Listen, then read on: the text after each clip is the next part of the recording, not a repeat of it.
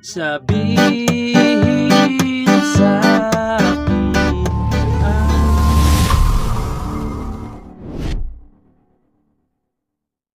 Hello mga ka-idol! So ngayon meron na naman akong ituturo sa inyong kanta. So yung title nitong kantang ituturo ko ngayon sa inyo ay yung Akap by Imago.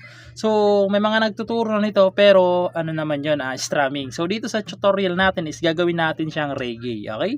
So reggae version yung ituturo natin. Now, so ngayon dito muna tayo sa reggae pattern. So yung reggae pattern natin is yung lagi lang natin itinuturo, yung magbe-bass. Nasama yung string. Okay, bass, nasama yung string. Strum down, top, strum down ulit. Okay? Kada chords, 4 times yung gagawin. Okay? 4 na beses yung gagawin yung reggae pattern natin. Now, so for example, para mas maintindihan nyo, ganito siya kada chords. 1, 2, 3, 4, lilipat na. Okay? So, malinaw, no? So, ngayon, proceed na tayo doon sa kanyang whole verse. So, yung whole verse dyan is G. Ayan. So, yung G, first fret na kabar. First fret tuloy. Sorry. Third fret na kabar. Sa kanyang fourth fret, third string. Ayan. Sa kanyang fifth fret, fifth tsaka fourth string. Ayan yung G. Sunod is D. So, yung D, nasa 5th fret yung bar. Dito naman sa 7th fret ay 2nd string, 3rd, tsaka 4th. Okay, ayan yung D. So, ganito kasi ako mag-ipit. Ayan, D. Tapos, pupunta kayo ng E minor.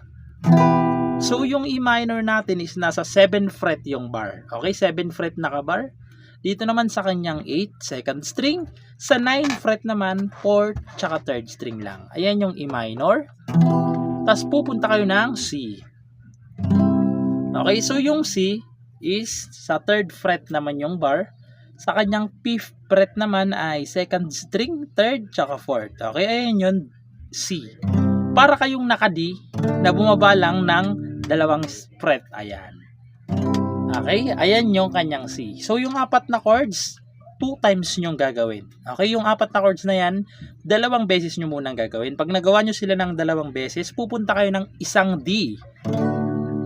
Okay, so malinaw, no? Isang D. So, sasampulan ko para mas maintindihan nyo kung paano naman siya tugtugan, no? So, ganito siya.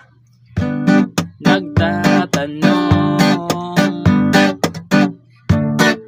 bakit mahirap sumabay sa agos ng iyong mundo? Isa pa kasi 2 times. Nagtataka, simple lang naman sana ang buhay kung ika'y matino. Chorus, sabihin, papasok na doon yung kanyang chorus, no? So ngayon, proceed na tayo sa kanyang chorus.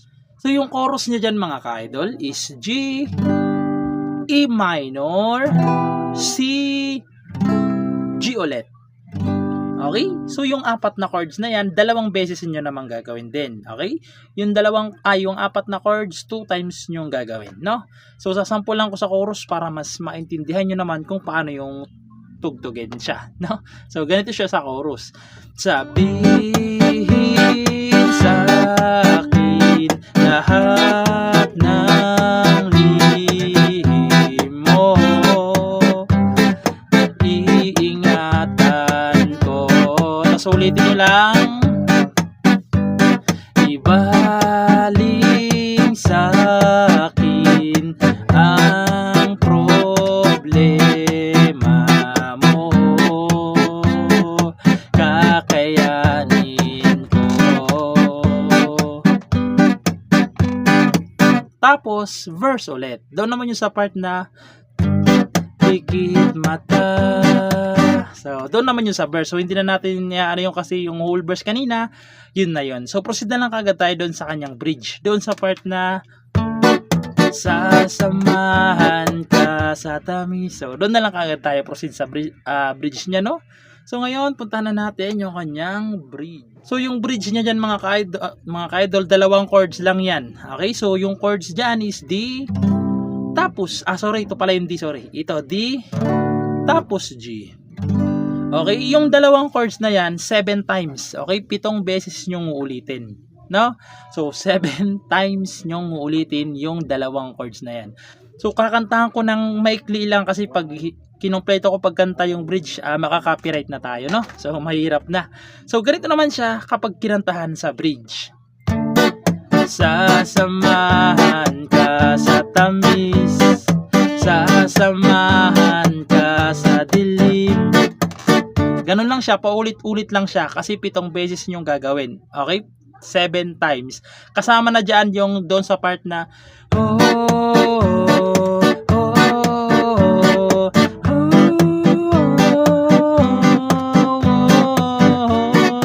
So, kasama na yun sa 7 times, no?